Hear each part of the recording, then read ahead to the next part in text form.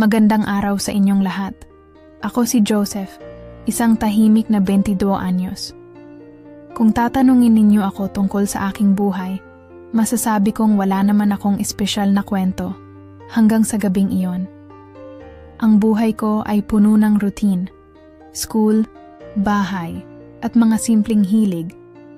Hindi ko naranasan ang pagiging bukas sa pakikipag-date o makisalamuha sa mga babae. Puro takot at kahihiyan ang nangingibabaw sa akin, kaya't ang lahat ng iyon ay naging mga pangarap na lang sa aking isip. Pero lahat ng iyon ay nagbago nung isang gabi. Isang gabing tag-ulan, sa bahay ng Tita Angela ko, kung saan ang lahat ng mga pagbabago sa buhay ko ay nagsimula. Sobrang lapit ko sa kanya.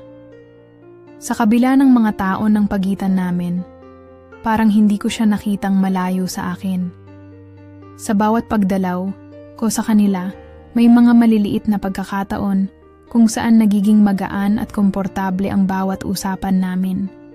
Siya ay mahinahon, malambing, at palaging may malasakit. Walang mali siya sa bawat pagtingin niya at sa bawat yakap o haplos na binibigay niya sa akin. Akala ko iyon lang. Mga simpleng alaala ng isang tita na masarap kasama. Pero sa gabing iyon, ang lahat ay nagbago. Wala kaming kuryente sa bahay nila at kami lang dalawa ang nasa loob. Matapos niyang maligo, nakasuot siya ng isang maluwag na puting sando na halos hindi na matakpan ng katawan niya. Habang nakaupo kami sa sofa, nagkukwentuhan kami ng mga simpleng bagay. Mga kwento na minsan ay walang saysay. Pero sa mga sandaling iyon, pakiramdam ko ay parang hindi na ordinaryo ang aming pag-uusap.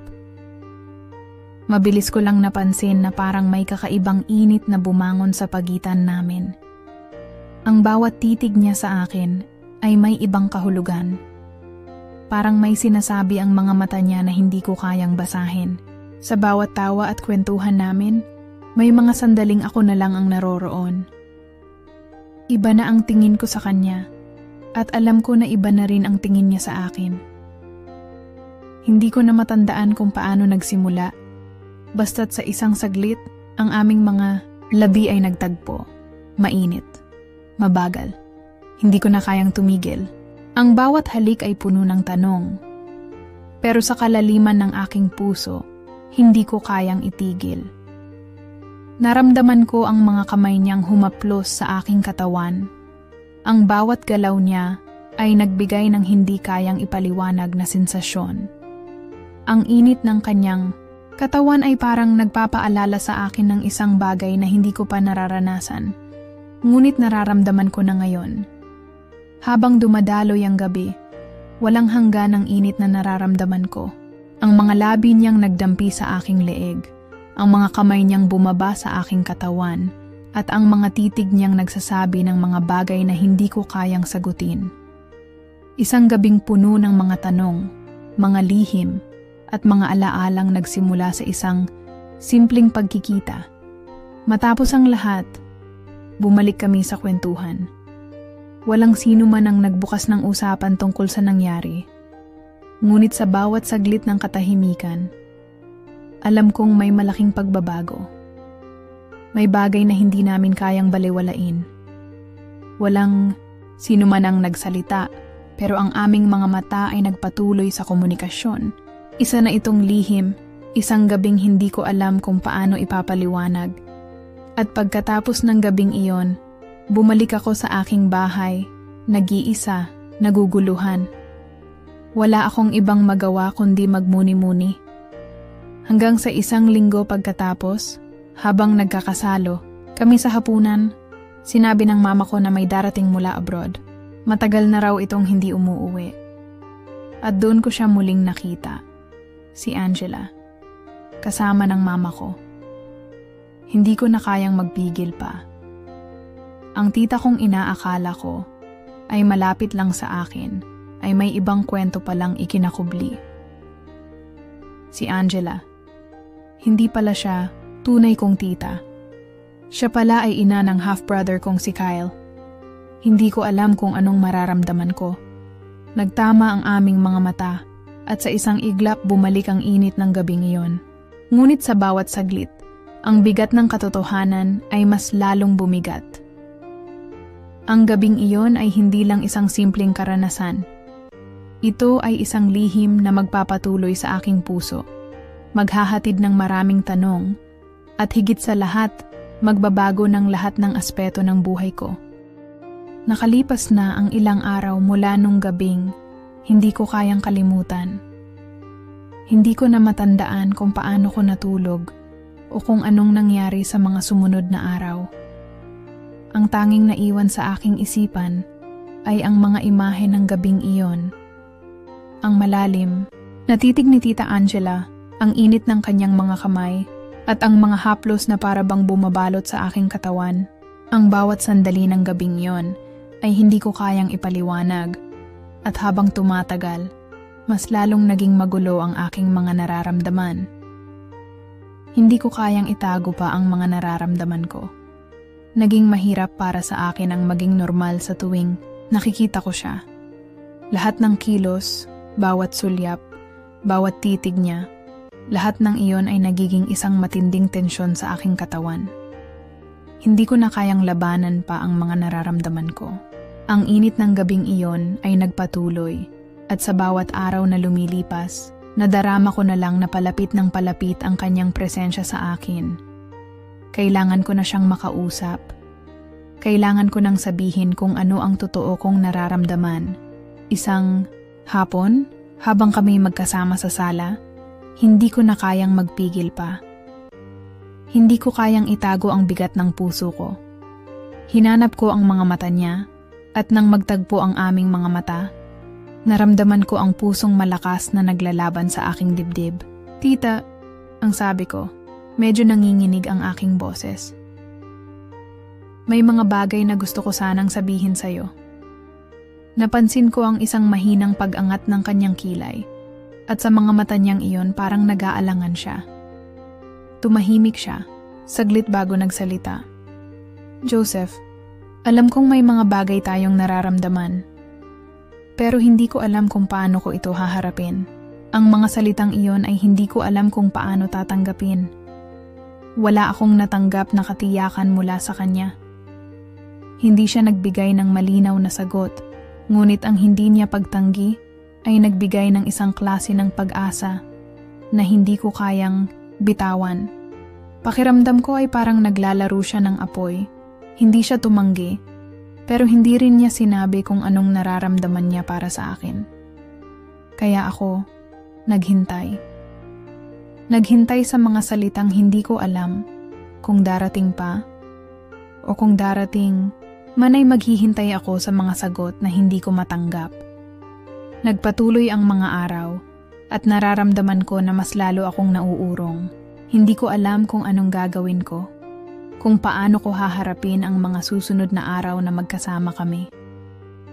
Ang mga mata niya, mga ngiti niya, ang kanyang mga galak at pananakit na parang nanggagaling lahat sa mga mata na iyon. Ngunit sa tuwing magkakasama, kami, nararamdaman ko pa rin ang kuryenteng hindi ko kayang itago. Sana lang. Sana ang mga pagnanasa ko ay magbago. Sana makita niya ako hindi bilang isang batang pamangkin, kundi bilang isang lalaki na handang ibigay ang lahat ng kanyang nararamdaman. Ang bawat sagot na hindi binanggit ay naging isang tanong na hindi ko kayang sagutin. Ang bawat saglit ng pagkikita namin ay parang isang lihim na hindi kayang aminin ng isa't isa. Ang mga gabi ko ay puno ng mga pangarap. Mga pangarap na hindi ko alam kung mangyayari o kung mananatili na lang sa aking isipan. Ngunit sa huli, ang pinakamahirap na bahagi ay hindi ang hindi pagdinig sa mga salitang nais kong marinig, kundi ang pagkakaroon ng mga pag-asang walang kasiguraduhan. Nagsimula na akong mapansin ang pagbabago sa mga araw na sumunod sa aking pagtatapat. Si Tita Angela, na dati ay laging magaan ang aura tuwing magkasama kami, ngayon ay tila may distansya na. Hindi ko alam kung ito ba'y dahil sa kanyang nararamdaman o kung ako ang may kasalanan, Ngunit sa bawat sulyap ko, may isang malamig na pagtingin sa kanyang mga mata. Hindi ko siya kayang basahin at mas lalong nagiging magulo ang aking isipan.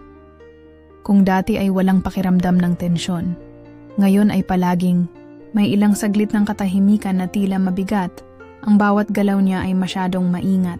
Habang kami ay magkasama, pakiramdam ko ang bawat salitang binibitawan niya ay may malaking kahulugan at tila ako lang ang hindi nakakaalam kung anong ibig sabihin nito. Ang mga usapan namin ay naging magaan, pero may mga saglit na hindi ko kayang tanggapin. Kakaibang pakiramdam, parang may pader na hindi ko kayang lampasan. Dahil sa mga pagbabago, nagsimula akong mag-isip. Iniisip ko kung ako ba ang dahilan ng distansya o kung siya ba ay nilalayo ang sarili mula sa akin upang hindi magtuloy-tuloy ang lahat ng nangyari. Hindi ko kayang pigilin ang sarili ko. Palagi ko siyang tinitingnan, umaasa na may makita akong mga senyales ng kung anong nararamdaman niya. Pero wala. Ang bawat sulyap niya ay magaan lang. Pero ang pagkatalo ko ay ang hindi ko makita ang kung anong nais niyang sabihin. Bawat araw, habang nagkakasama kami, tumitindi ang pag-aalala ko. Tinutuklas ko ang bawat kilos niya, ang bawat saglit ng pantinitigan niya ako, ang mga pagtanggi niya sa mga tanong ko, at ang mga pagkukunwari niyang hindi ako nakakaapekto. Pero ang hindi ko maiwasang mapansin ay ang mga gabing tahimik, ang mga oras na hindi siya makatingin sa aking mga mata ng matagal. Dati ay madali lang kami magtawanan at magkwentuhan. Ngunit ngayon, tuwing magkasama kami, may isang malamig na hangin na nagiging hadlang sa amin. Nagiging mas maligaya siya tuwing iba ang kasama, ngunit tuwing kami lang, ang lahat ay tila naging magaan sa kanya. Ang mga simpleng tanong ko ay nagiging mahirap sagutin, at ang bawat sagot niya ay tila may likod na hindi ko kayang intindihin. Ako, na noon ay isang simpleng bata sa kanyang mata, ngayon ay natututo ng mga hindi ko kayang ipaliwanag. Pumapasok sa isip ko ang tanong, nawala na ba ang mga dating pagkakaibigan at ang kasimplihan ng ating relasyon? Sa gabi, habang ang malamlam na ilaw ng aking kwarto ay nagpapalabas ng mga anino sa mga dingding, naiisip ko kung ito na ba ang katapusan ng lahat. Iniisip ko kung sa mga araw na darating, baka magbago ang lahat at mawala ng silbi ang mga simpleng alaala namin. Walang kasiguraduhan, walang pag-asa, at ang tanging natitira na lang ay ang mga tanong na hindi ko kayang sagutin. Ilang araw pa ang lumipas, at habang pinagmamasdan ko siya, nararamdaman ko ang distansya na hindi ko kayang punuan. Ang mga galak na minsan ay madali lang matamo ay naging mahirap hawakan.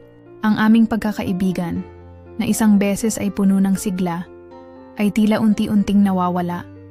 At ako, isang batang pamangkin, ay nawala ng kakayahang makipag-ugnayan sa kanya nang hindi natatakot sa mga hindi tiyak na sagot. Ang mga gabi ko ay puno ng mga tanong na hindi ko kayang sagutin. Bakit nga ba may mga bagay na mas magaan bago ko malaman ang sagot?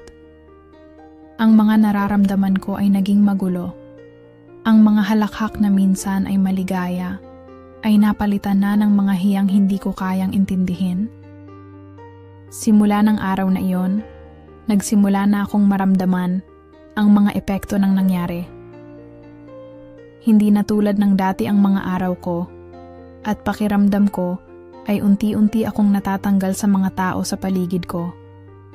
Lahat ay naging malabo. Ang mga simpleng galak ay tila nawawala at ang mga usapan sa pamilya ay nagsimula ng maging magaan at hindi na kasing tapat ng dati. Ang mga mata ng mga kamag-anak ko ay parang nagtatago ng mga tanong na hindi ko kayang sagutin. At ako na lang ang nanatili sa gitna ng lahat ng iyon. Habang pinapansin ko ang mga pagbabago, ang masakit na katotohanan ay nagsimulang lumitaw. Nagsimula akong magmukhang estranghero sa sarili kong pamilya. Ang mga mata nila ay puno ng hindi maintindihang tanong at hindi ko na kayang itago ang nararamdaman ko. Hindi ko na kayang magsinungaling na hindi naapektuhan ng lahat ng nangyari at ang bawat galak ko ay nagiging magaan, pati ang mga simpleng hakbang ko sa buhay. Hindi ko rin kayang ipagkaila na sa kabila ng mga nangyaring ito, may isang tao mula sa nakaraan ko na muling pumasok sa buhay ko. Siya ay isang ex na matagal ko nang nakalimutan. Isang bagay na nangyari noong mga nakaraang taon. Isang pagmamahal na iniwasan ko. Hindi ko inakalang babalik siya. At hindi ko rin inakalang makakapagdulot siya ng bagong sigla sa mga emosyon ko na akala ko'y tapos na. Siya ay nagbalik. At agad kong naramdaman ang pagkabigla. Ang mga dating alaala ay muling nagbabalik. At habang nakikita ko siya, parang ang puso ko ay muling tinutukso ng mga nararamdaman ko. Ang mga kilos at saloobin ko ay nagiging magulo. At sa loob ng ilang araw, hindi ko kayang magdesisyon kung anong gagawin ko. Pwede bang lumayo ako kay Tita Angela at magpatuloy sa buhay ko kasama siya? Pwede bang itigil ko na ang nararamdaman ko kay Tita at magpatawad sa sarili ko sa pagkatalo? Ngunit nararamdaman ko na may hindi pagkakaayos sa lahat ng ito. Sa bawat sandali, parang may isang tinig sa aking isipan na nagtatanong kung anong mas tama. Tila baga, ang mga alaala ng ex na ito ay naglalaban sa puso ko, ngunit hindi ko kayang kalimutan ang mga nangyari sa amin ni Tita Angela. Nais ko sanang makapagpatuloy at kalimutan ang lahat, ngunit hindi ko magawa. Hindi ko kayang masaktan ang isa't isa, kaya't patuloy na lumalala ang pakiramdam ko na nawawala ako sa aking sarili. Habang pinagmamasdan ko siya, ang ex ko na parang sumabog na damdamin, isang pagkilos ng pagkawala. Nagtatanong ako kung may puwang pa ba siya sa aking buhay. Kung tutuusin, siya ay bahagi ng isang nakaraan na nais ko sanang tapusin. Ngunit sa pagkakataong ito, naiisip ko kung magagawa ko pa bang magsimula ulit. Muling lumitaw ang mga tanong sa aking isipan. Ang mga hindi ko kayang sagutin at ang mga hindi ko kayang tanggapin. Kung lalapit ako kay ex, ay baka magsimula lang ulit ang lahat ng alam ko nang hindi ko kayang pagdaanan. Ngunit si Tita Angela, hindi ko kayang kalimutan. Hindi ko kayang pigilin ang sarili ko sa mga pagsubok na ibinato ko sa sarili ko. Ang puso ko ay naguguluhan at ang mga sagot ay tila napakalinaw pero napakalabo sa pareho. Minsan habang mag-isa, naiisip ko kung ano nga ba talaga ang nangyari sa amin ni Tita Angela. Nagbabalik loob ako sa mga araw na iyon, sa mga sandaling ang puso ko ay puno ng pagnanasa at tanong. Sa lahat ng nangyari, sa lahat ng nararamdaman ko, may mga pagkakataon na tinatanong ko ang sarili ko kung ito nga ba ay tunay na pagmamahal. O baka naman isang illusion lang, isang kagustuhang tumagos sa hindi ko kayang ipaliwanag na ugnayan. Ang mga tanong na iyon ay patuloy na nag-iiwan ng kalituhan sa akin. Nais ko sanang magsimula muli, maghanap ng kasagutan sa mga tanong na patuloy na bumabagabag sa isip ko. Ngunit sa kabila ng lahat ng pagdududa, napansin ko na hindi ko na lang basta mababago ang mga nangyari. Hindi ko kayang burahin ang mga oras na naging maligaya kami kahit na puno ng alingaw-ngaw ng pagnanasa at sa mga sandaling iyon, sinubukan kong mangalap ng lakas, baguhin ang pagtingin ko sa sarili ko at sa paligid ko. Hindi ko kayang magpatuloy ng ganito na nakatali lang sa mga pagkakamali at hindi nasasagot na katanungan. Habang nagmumuni-muni, natutunan kong hindi ko na kayang magpakabighani sa nakaraan. Kailangan ko na ring magbigay daan sa mga aspeto ng buhay ko na naisip ko noon ay nawawala. Ang mga bagay na matagal ko nang tinalikuran at nakalimutan. Ang mga bagay na nagpapakilala sa akin bilang ako, hindi bilang isang taong may kalituhan sa puso at isip. Minsan, Kailangan kong magpatawad sa sarili ko. At sa pagkakataong iyon, nagsimula akong maghanap ng lakas mula sa loob ko. Nakita ko sa aking mga mata na hindi ko na kayang magpatuloy ng ganito. Sa bawat pagsulyap ko sa aking refleksyon sa salamin, nakikita ko ang mga pagninilay at mga hakbang na sinubukan kong ipaliwanag. Isang uri ng kaguluhan na humubog sa aking pananaw at sa mga kasunod na hakbang. Ngunit higit sa lahat, natutunan kong makilala muli ang aking sarili. Minsan, hindi sa mga relasyon tayo natututo. Sa mga pagkakataong tayo lang, sa ating mga kaisipan, doon natin nakikita kung gaano tayo kalakas, kahit pa may mga hinagpis. Nagkaroon ako ng pagkakataong mag-isa, makipag-ugnayan sa sarili ko ng hindi binabaliwala ang mga nararamdaman. Sa mga sandaling iyon, natutunan kong hindi ko kailangang magtaglay ng alinlangan. Ang pagiging maligaya ay hindi nakasalalay sa iba, kundi sa pagiging buo ng sarili. Nais ko sanang sabihin sa aking sarili na hindi ko kailangan ng ibang tao para mapuno ang lahat ng aking mga void. Lahat ng kasagutan na hinahanap ko ay matagal nang naroroon sa bawat hakbang ko na may layuning baguhin ang aking buhay. Ngunit sa bawat hakbang ng paglaya ko, natutunan ko na ang emosyon ko ay hindi simpleng mawawala. Ang mga alaalang nagmumula kay Tita Angela ay patuloy na bumangon, at kahit anong gawin ko, nararamdaman ko pa rin siya sa mga sandaling natutulog ako. Hindi ko kayang iwasan ang nararamdaman ko. Ngunit natutunan kong tanggapin ito bilang isang bahagi ng aking proseso. Siguro nga, ang buhay ay hindi laging nakatali sa isang tao. Ang hinaharap ay hindi palaging nakasalalay sa mga desisyon na ginagawa natin sa ngayon. Ang mga tanong na bumabagabag sa akin ay hindi ko kayang sagutin agad. Ngunit sa mga oras ng pagninilay, natutunan kong magtiwala na sa tamang panahon, ang lahat ng ito hindi ko na kayang magpatuloy ng ganito, na punong-puno ng mga tanong at kalituhan. Sa mga araw na lumipas, naramdaman kong may kailangang magbago. Hindi ko kayang magpatawad sa sarili ko kung hindi ko aayusin ang lahat. Nais ko ng kasagutan. Gusto kong maunawaan kung bakit hindi naging ganun kasimple ang lahat. Bakit ako iniwasan ni Tita Angela? Bakit tila nagkaroon ng pader sa pagitan namin na hindi ko kayang lampasan?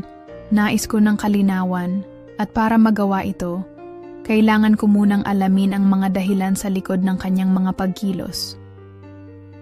Dahan-dahan, nagsimula akong magtanong sa mga taong nakapaligid sa kanya.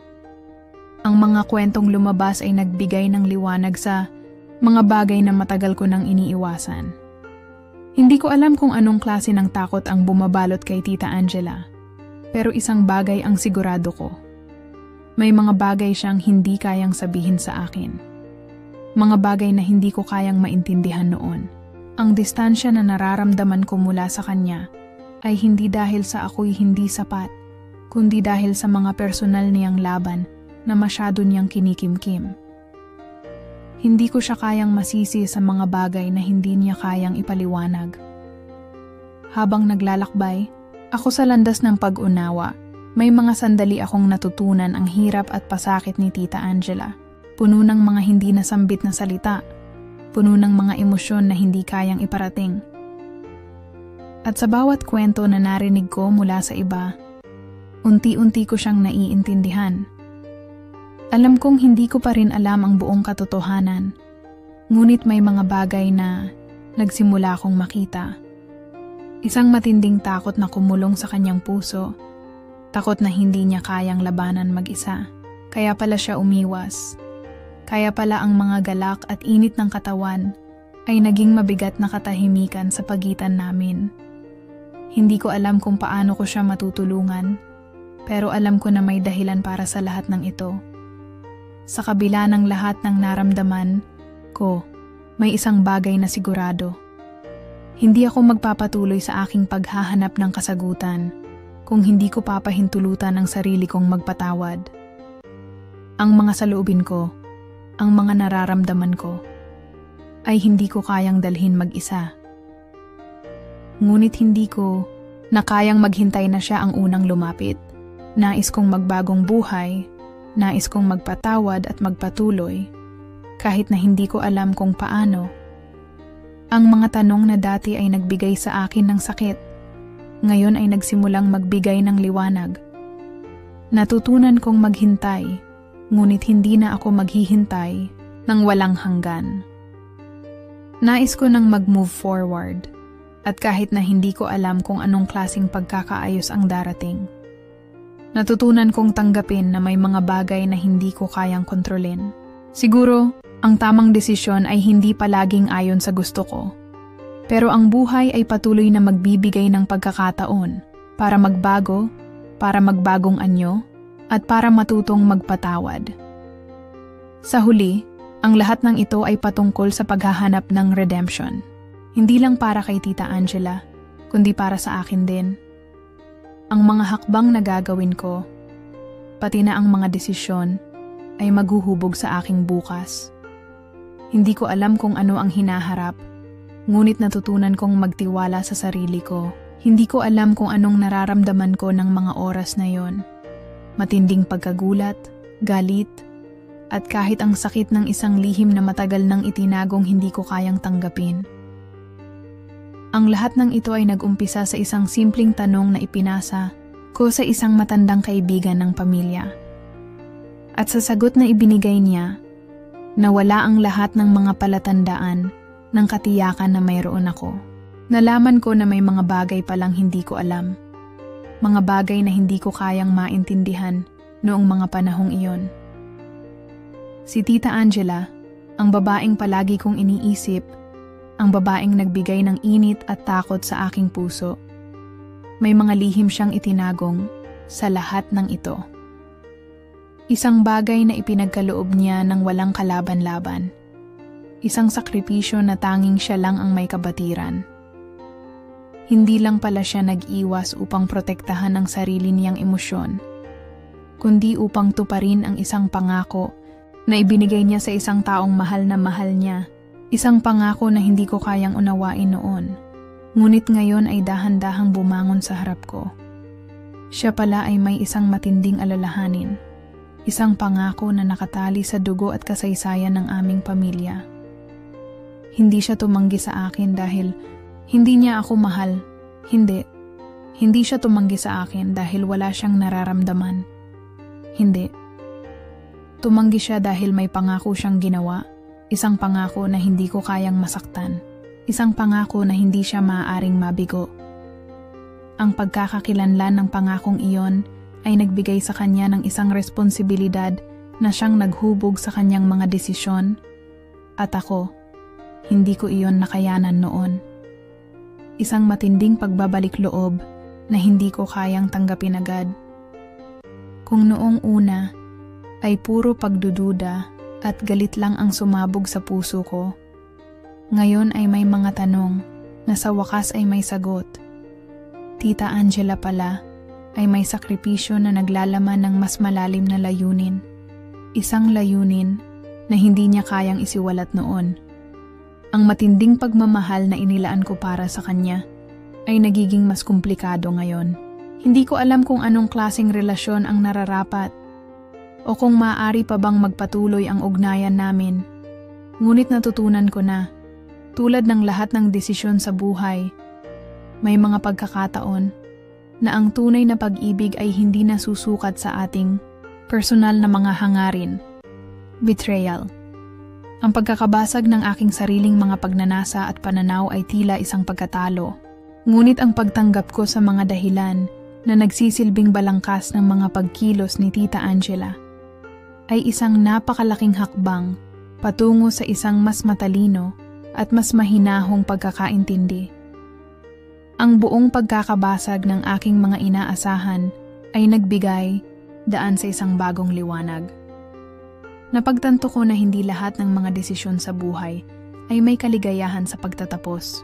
Ang mga desisyon ng ating mahal sa buhay ay kadalasang puno ng mga sakripisyo na hindi kayang maipaliwanag. Nasa harap ko ang matinding pagsubok. Ang mga nakaraan kong nararamdaman ay patuloy na bumabalik, ngunit natutunan kong yakapin ang katotohanan. Hindi ko alam kung anong mangyayari sa aming dalawa ni Tita Angela. Pero sa kabila ng lahat ng ito, natutunan kong ang tunay na lakas ay hindi nasusukat sa pagsugpo ng ating nararamdaman, kundi sa kakayahang tanggapin at magpatawad, lalo na sa sarili ko. Matapos ang lahat ng mga kaganapan, unti-unting humupa ang bagyong emosyonal na matagal kong pinagmumulan ng sakit at kalituhan. Ang mga alaala ng mga hapdi at saya, ng mga hindi nasabi, at ng mga hindi pa natutuklasan na saloobin ay nagsimula ng maglaho at isang malalim na katahimikan ang pumalit. Napagtanto ko na hindi ko na kailangang patuloy na magdusa mula sa mga bagay na hindi ko kayang baguhin. Sa halip, natutunan ko ang mga mahahalagang aral mula sa mga pagkatalo, sakripisyo, at mga pagkakamali na hindi ko akalaing magiging bahagi ng buhay ko. Ang mga damdamin ko kay Tita Angela ay mas malinaw na ngayon. Hindi ko na kinakailangang magtaka pa kung mayroon pa bang posibilidad para sa amin o kung ang lahat ng nararamdaman ko ay isang ilusyon lang. Alam ko na hindi ko kayang baguhin ang nakaraan at sa katunayan, hindi ko rin gustong baguhin ito. Ang mga karanasang ito ay nagturo sa akin kung paano mahalin ang sarili ko, kung paano tanggapin na hindi lahat ng pagnanasa o pangarap ay magtatagumpay sa mga hangarin ko. Minsan, ang buhay ay hindi tinatahak sa isang tuwid na landas. Kailangan din nating matutong magpatawad, lalo na sa ating mga sarili. Hindi ko alam kung ano ang hinaharap para sa amin ni Tita Angela. Ang posibilidad ng isang bagong simula ay naroroon, ngunit hindi ko na kayang magtakda ng mga eksaktong plano. Hindi ko na kinakailangang maghintay ng mga sagot sa mga tanong na paulit-ulit na umiikot sa aking isipan. Nais ko lamang makahanap ng kapayapaan sa aking puso. Bawat araw ay isang hakbang patungo sa bagong simula. Kung ang aming ugnayan ay magpapatuloy o magtatapos na, tanggap ko na ito. Minsan, may mga bagay na hindi mo na kailangang pilitin. Mga bagay na magaganap sa tamang oras, sa tamang pagkakataon, o baka naman hindi na talaga. Habang ang mga bahagi ng aking buhay ay nagsisimula ng lumubog sa dilim ng nakaraan, natutunan ko ring tanggapin na may mga pagkakataon na ang pinakamasakit na desisyon ay ang magpatuloy nang wala ang isang tao sa iyong buhay. Ngunit, ito ay isang hakbang patungo sa mas matibay na pagkatao. Natutunan kong yakapin ang mga pagkakataon na dumating sa aking buhay at gamitin ang mga ito bilang gabay sa aking sariling landas. Ang bawat pagkatalo ay isang hakbang tungo sa paglago. Ang bawat sakripisyo ay may kahulugan at natutunan kong tanggapin ito. Hindi ko alam kung ano ang susunod na mangyayari. Maaari pa ring magpatuloy ang relasyon namin ni Tita Angela o baka hindi na. Ang mahalaga ay natutunan kong pahalagahan ang mga oras na magkasama kami at ang mga aral na natutunan ko mula sa kanya. Sa ngayon, ang aking puso ay bukas na sa mga bagong posibilidad at handa na akong maglakbay sa mga bagong landas ng buhay. Ang hinaharap ay hindi laging malinaw, ngunit natutunan ko nang yakapin ang hindi tiyak na bukas ng walang takot. Sa mga susunod na araw, anuman ang mangyari, alam ko na ako ay magiging mas maligaya at mas buo. Dahil natutunan ko nang tanggapin ang aking sarili at ang mga pagkamali ko. Sa kabila ng lahat ng nangyari, natutunan kong yakapin ang mga pagkatalo ko at mga pagkukulang ko. Hindi ko na kailangang maghintay para sa isang perpektong pagtatapos o isang buong pagsasama. Ang mga karanasang ito ay nagpapaalala sa akin na may mga bagay na hindi mo kayang kontrolin at minsan, ang pinakamahalagang hakbang ay ang pagpapatawad sa sarili at sa iba. Hindi ko na kailangang magsisi o maghanap ng mga sagot sa mga tanong na wala ng kasagutan. Habang natututo akong tanggapin ang sarili ko, nagiging malinaw na hindi ko kailangang umasa sa isang bagay o tao upang makuha ang kaligayahan. Ang kaligayahan ay nagsisimula sa loob at natutunan ko na ang aking sarili ang pinakamahalaga. Hindi ko na kailangang patunayan ang sarili ko sa iba o magbigay ng higit pa kaysa sa nararapat. Natutunan ko ring mas pahalagahan ang mga relasyon sa paligid ko, mga kaibigan, pamilya, at mga tao na may malasakit sa akin. Sa ngayon, ang buhay ay nagiging isang maluwag na daan. Isang pagkakataon na punuin ng mga bagong karanasan at bagong pagkakataon. Kung darating man ang pagkakataon na magkausap kami muli ni Tita Angela, handa akong makinig at tanggapin ang lahat ng sinasabi niya. Ngunit, hindi ko nagagawin ang mga bagay na wala akong kontrol. Hindi ko na kailangan ng sagot na magbibigay ng ganap na kasiyahan. Ang mga sagot ay hindi laging kailangan para maging buo at masaya. At habang ako ay patuloy na humuhubog sa sarili ko, natutunan ko rin na may mga bagay na mas mahalaga kaysa sa mga pangarap na hindi natupad. Ang mga simpleng sandali ng kapayapaan, ang pagpapatawad, at ang pagpapahalaga sa sarili ko ay naging mas mahalaga kaysa sa anumang nais kong mangyari noon. Ngayon, handa akong magpatuloy at harapin ang bawat bagong araw ng buo at maligaya nang walang takot sa kung anuman ang mangyayari sa hinaharap. At sa huli, alam ko na hindi ko na kailangang magmukhang perpekto o magkaroon ng lahat ng kasagutan. Ang mahalaga ay ang magpatuloy, mag-grow, at tanggapin na may mga bagay na mas malaki kaysa sa ating kontrol. Mga kasirine, sana ay may napulot kayong aral mula sa kwento natin ngayon. Lahat tayo ay dumaan o dumadaan sa mga ganitong pagsubok at ang mahalaga, paano tayo natututo at bumangon mula dito. Huwag kalimutan na laging may bagong simula at pagkakataon sa bawat araw. Hanggang sa muli, patuloy lang tayong maglakbay kasama ang mga kwento at aral ng buhay. Salamat at ingat lagi.